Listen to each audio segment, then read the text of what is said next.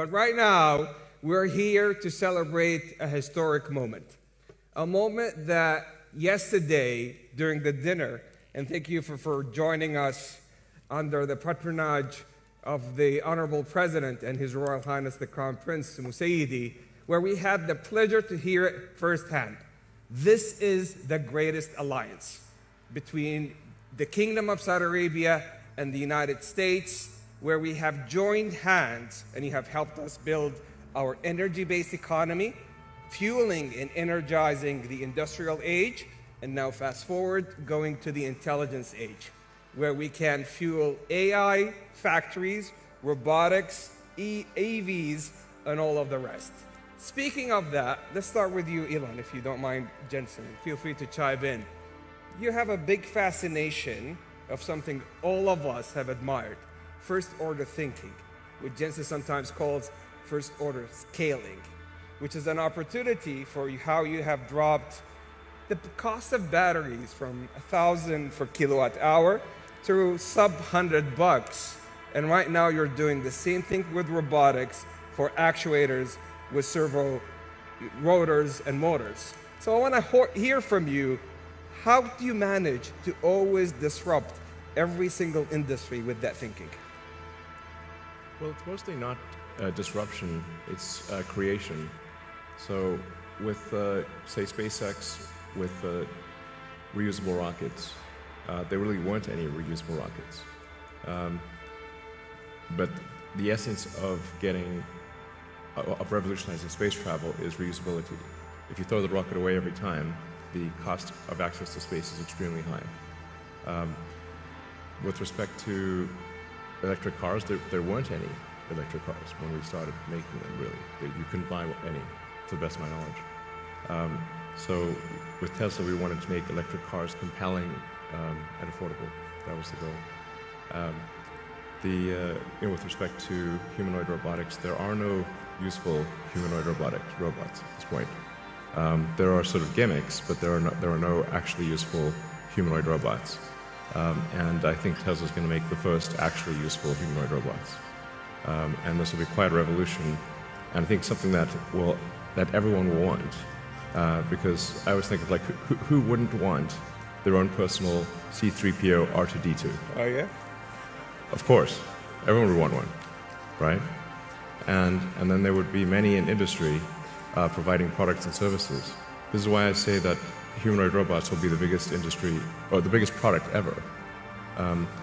Bigger than cell phones or anything else, because everyone's going to want one, and or maybe more than one, and there'll be many in industry. I just want R2-D2 in C-3PO's body. Yeah. There you go. Well, a humanoid robot would be better than R2-D2 and C-3PO combined times 10. Yeah. So, people often talk about sort of eliminating poverty and that kind of thing, but really, how long have they been talking about that? There's lots of talk. There's lots of NGOs sort of trying to do these things, but really not succeeding. And the evidence speaks for itself.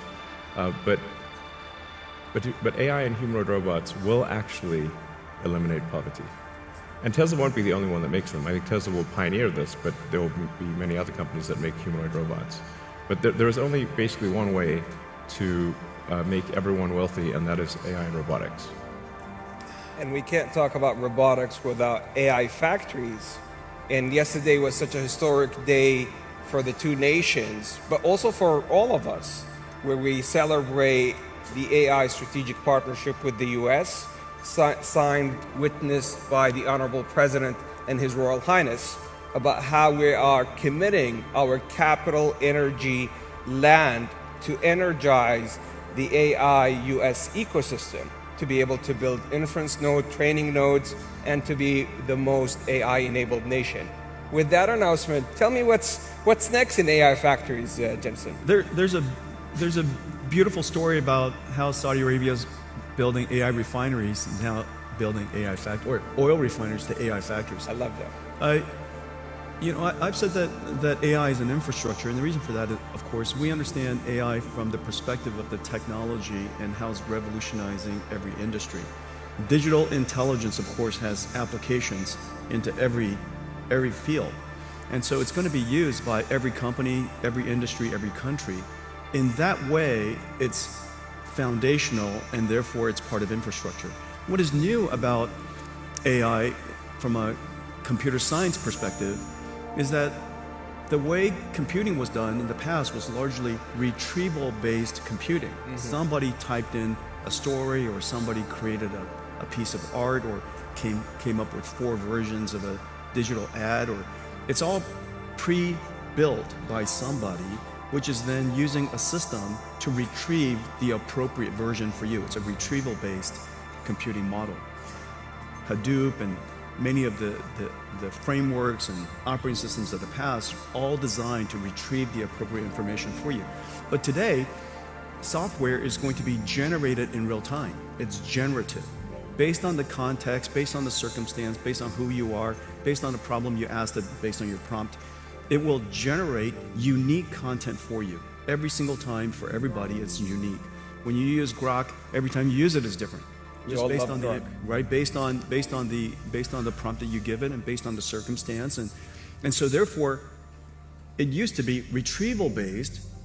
Today, it's generative, and if it's generative, then and every time is different, then you need AI factories all over the world to generate the content in real time, which is the reason why you need AI factories. And this is a unique way of doing computation, but the benefit, of course, is that everything isn't preconceived and pre-documented, and it's contextually sensible and therefore intelligent. So AI factories and robotics, and we heard it yesterday from His Royal Highness, his vision, how to augment our workforce with roughly tens of millions of robotics to be able to infuse the next wave of productivity and progress. But this scares a lot of folks here when it comes to the future of jobs. So let's hear about your thoughts, Elon and Jensen, on that. Sure. Well, say like in the long term, where will things end up? Long term, I don't know what long term is. Maybe it's 10, 20 years, something like that. For me, that's long term. My prediction is that work will be optional. Optional. Optional. So we'll take that. Yeah. I mean, it'll be like playing sports or a video game or something like that. If you want to work, in the same way, like you can go to the store and just buy some vegetables, or you could grow vegetables in your backyard. It's much harder to grow vegetables in your backyard, but some people still do it because they like growing vegetables. That will be what work is like, optional. And between now and then, there's actually a lot of work to get to that point. And I always recommend people read Ian Banks' culture books to get a sense for what a probable positive AI future is like. And interestingly, in those books, money is doesn't exist. It's kind of interesting. And my guess is, if you go out long enough, assuming there's a continued improvement in AI and robotics, which this seems likely, the money will stop being relevant at some point in the future. Now there will still be constraints on power, like electricity and mass. The fundamental physics elements will still be constraints, but I think at some point currency becomes irrelevant. Jensen, any thoughts? By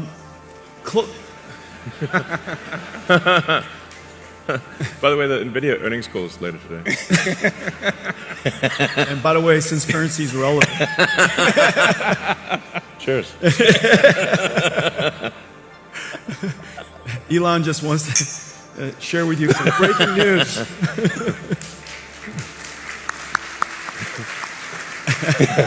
The two of us would like to share some breaking news. Let's see. I would say there's different horizons you could look at. Everybody's jobs will be different. I think that's for sure. How the students learn will be different. How people do their work will be different, obviously, because a lot of the things that we do mundanely or arduously or very difficultly are going to be done very simply. And so we're going to be more productive from that sense. One of the things that I will say is that for most people or a company, if your life becomes more productive, and if the things that you're doing with great difficulty become simpler, it is very likely, because you have so many ideas, you'll have more time to go pursue things. It is my guess that Elon will be busier as a result of AI. I'm going to be busier as a result of AI. And the reason for that is because we have so many ideas we want to pursue, so many things that we still have in our backlog inside our company that we can go pursue. If we were more productive, we can get to those things faster. And so in the near term, I would say that there's every evidence that we will be more productive and yet still be busier because we have so many ideas. One thing that I will say, give you some evidence, is that, and I was just telling Elon about this earlier, radiology, for example, has largely been converted to AI-driven radiology, and there's some really great companies doing that. And the surprising thing is the prediction that all radiologists would be the first jobs to go was exactly the opposite. The trend shows that there are more radiologists being hired now as a result of AI. And the reason for that, if you take a step back, it's because the goal of a radiologist is not to study the images. The goal of a radiologist is to diagnose a disease. Now the studying of the images became so productive, they could study more images, study more modalities, spend more time with the patients. And as a result, they're actually accepting more patients. We're doing more radiology all around the world. We're doing a better job of diagnosing disease. And so that's kind of the near-term outcome of AI and productivity. And we'll see what happens long-term. You know, when currency doesn't matter anymore, just, you know, let me know right before. You'll see it coming. You'll see it coming. We text often, so just yeah, we do. Yeah, just text it out. Well, yeah, let me know. I kind of agree with both of you, because if you look at every technological trend, every general purpose technology has been net new positive for the globe, for humanity, and so forth. And let me share with you two case studies. And Your Excellency, I think it's precisely the reason. The reason for that is because all the great ideas from innovators like Elon, that you have so many good ideas that and AI, Jensen as well. Yeah, well, you know, Indeed. thank you. So let me share with you two stories from two Saudi innovators in collaboration with a lot of the great work that Nvidia does, that Grok does. One is Professor Omar Yagi. Let's say that again. It's Professor Omar Yagi, who is... I might need to move the mic. Here, come on, we'll share this one. So now, Get closer. let's try this one more time. So one of them is Professor Omar Yagi, who's the first American Saudi to win a Nobel Prize in creating new chemistry. And the way he has done that, he has leveraged your AI accelerators and models like Grok to be able to create new chemistry when it comes to metal organic frameworks. Those are metal ions that are positively charged with organic linkers to be able to effectively create a sponge with 0.33 nanometers pores to capture water from air and also to capture carbon dioxide. The second story has also to do with AI accelerated by Nvidia and with models like Grok, which is nanopalm, which is effectively creating a nanorobot 500 nanometers by 1,000 nanometers to be able to do gene editing, leveraging the CRISPR technology to take out sickle cell disease. Now, in both these instances, they originated 20 years ago in research, but AI was able to really accelerate the outcomes and the outputs such that we can move into new value pools. So I think with every technological trend, humanity is going to always manage to shift to new value pools when it comes to workforce and productivity. But we have some great announcements to talk about here today. Let's begin with you, Elon, the things that we're doing with XAI. Yeah, we're excited to announce that we're doing a 500 megawatt. I mean, yeah, 500. Sorry. 500 megawatt. 500 megawatt. Yeah. We're doing 500 We're doing 500 megawatts. Sorry, Not there's... quite, yeah. Yeah, no, it's 500 gigawatt one, we'll have to wait. That'll be $8 bazillion trillion. Stop that.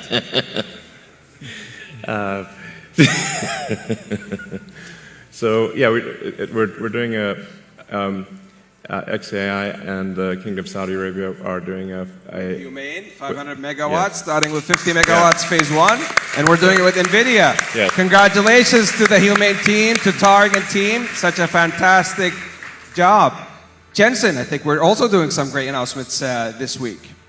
We are? Yeah. Well, we're announcing all kinds of things. Our partnership with Humane is going incredibly well. First of all, we worked together to get this company started and off the ground, and just got an incredible customer with Elon.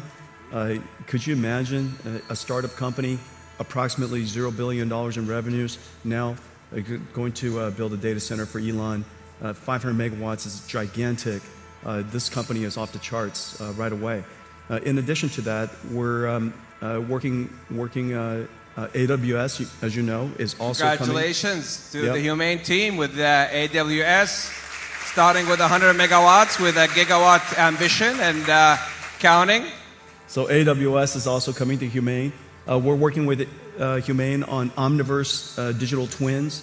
As you know, that AI is not just, just agentic AI and chatbots and cognitive AI is incredibly important to the world. But AI applies to everything, chemicals and proteins and genes and physics and fluid dynamics and particles and of course robotics and activation. And we created this world called Omniverse where robots can learn how to be good robots. And it's physically based, it obeys the laws of physics, and so robots can learn in these environments. And we're working with Humane to apply Omniverse to all kinds of digital factories and robotics and warehouses and things like that. And so that's another. We're also working in Saudi Arabia to build supercomputers to simulate quantum computers and using our computers to be the controller and the error correction. Quantum error correction requires an enormous amount of computation, and so we're doing a lot of great work there too. So a big partnership with Humane. They're off the charts, off the ground and off the charts at the same time. This is how we walk the talk in the Kingdom of Saudi Arabia in partnership with the US. Yesterday, the President and His Royal Highness announced the AI strategic framework and partnership. Today, we're going big with Elon and Jensen, so thank you for those opportunities. Now, they told me I have time for two last questions. So last night at the dinner, I got a number of questions because it seems that the schedule leaked. And everybody was giving me hints about the last two questions I'm going to do. So the first one was for you, Elon. And there's a big one for you, Jensen, so prepare for that one. AI in space, is that possible? Yes. If civilization continues, which it probably will, then AI in space is inevitable.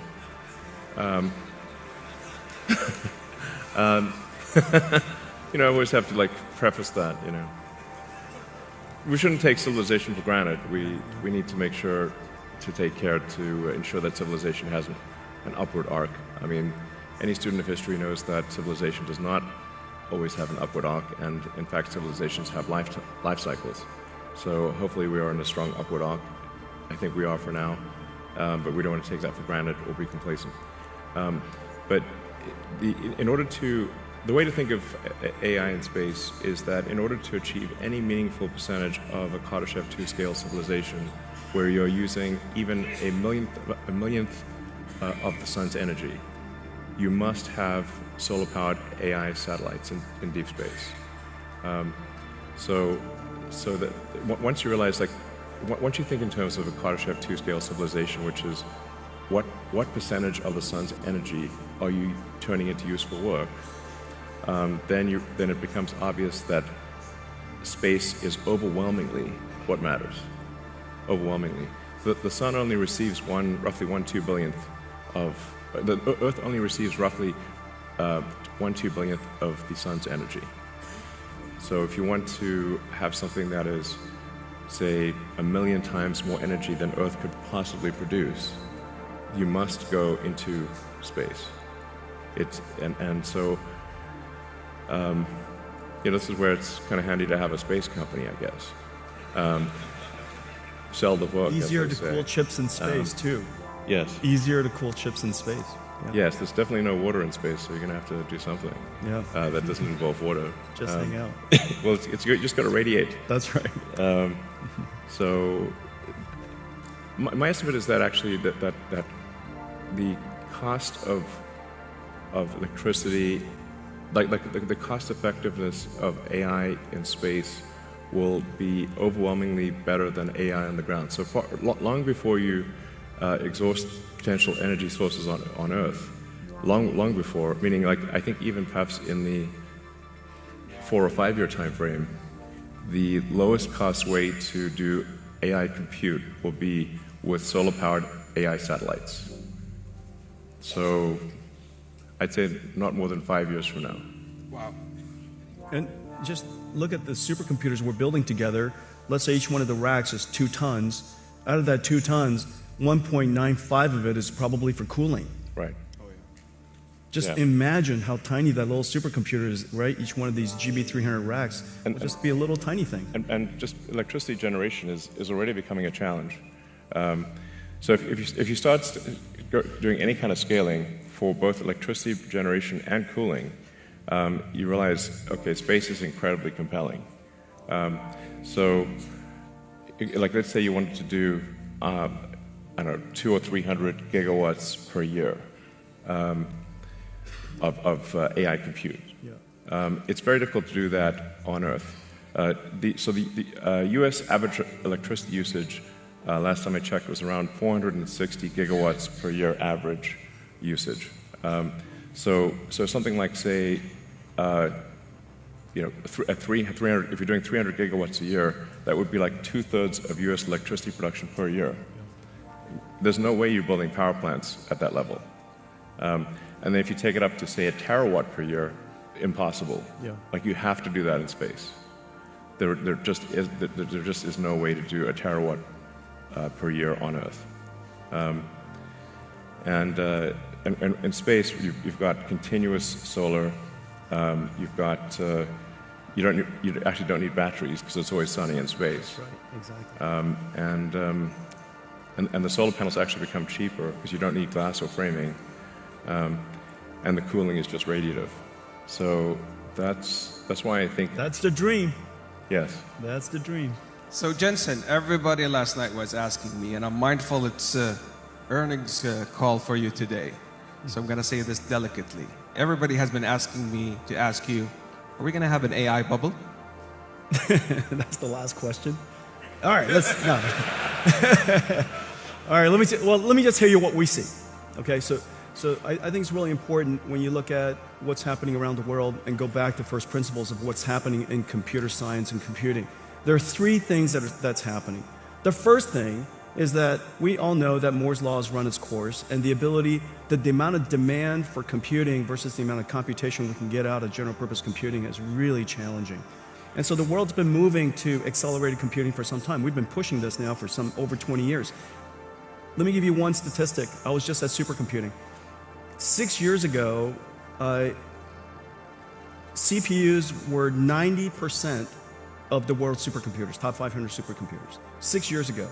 This year, less than 15%. Went from 90% to 10%, and meanwhile, accelerated computing went from the other way, 10% to now 90%. Okay, so you're seeing that inflection point, the transition in high-performance computing from general-purpose computing to accelerated computing. Well, one of the most data-intensive, one of the most intensive computation things that the world does in cloud is data processing. Several $100 billion of computation is done on just raw data processing. It has nothing to do with AI. Just SQL processing, data frames, everybody's names, address, their sex, their age, where they live, how much money they make. All of that sits into a data frame, and that data frame drives the world today, whether it's in banking or whether it's in credit cards or, of course, e-commerce and everything from ad recommendation and everything is driven off of that data frame. That data frame costs hundreds of billions of dollars to go compute. And so that's the number one thing, end of Moore's law. The second thing is generative AI. What the most important application of the last 15 years is called REXs, recommender systems. How do we know what information to recommend to us in a social feed? How do you know what ad to recommend to somebody, what book to recommend, what movie to recommend? The internet is so gigantic without a recommender system that a little tiny of us will have no chance of ever seeing the right information. That REXs is the engine of the internet today. That's going generative AI. It used to be running on CPUs, now it runs on GPUs. Which then says the third thing, if you just look at those two applications, many of the internet companies can build an enormous number of GPU supercomputers just doing that. Of course, then it creates the third opportunity on top of it, which is agentic AI. This is Grok, and this is OpenAI, this is Anthropic, this is Gemini. Agentic AI sits on top of that. But don't forget to think about what is happening underneath what everybody sees as AI today. There's a whole movement of computing from general purpose computing to accelerated computing. And that, if you take that into consideration, you'll come to the conclusion that in fact, what is left over to fuel that revolutionary agentic AI is not only substantially less than you thought, and all of it justified. Well, I was just informed by the team that my boss and your bosses is going to talk next, the Honorable President and His Royal Highness the Crown Prince, and hence we ran out of time. But in essence, this is so much love for you, Elon and Jensen. But this in essence is a 92 alliance that shifted from energy to digital to the intelligence age, powered by pioneers such as Elon and Jensen, to serve humanity and create on a net new basis new economies, new jobs, and a better future for humanity, powered by the Kingdom of Saudi Arabia and the United States. Thank you for a lifetime partnership and friendship. Thank you, Elon. Thank you, Jensen. Thank you. You. All right.